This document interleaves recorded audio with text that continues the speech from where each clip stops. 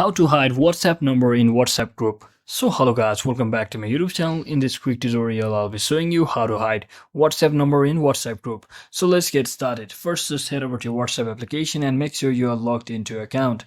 Now, if you want to hide the number from, let's say you are in some kind of group and you don't want the particular person or members available in that group to view your phone number, so in that case, what you might want to do is just head over to this three dot icon on your homepage and simply click on settings.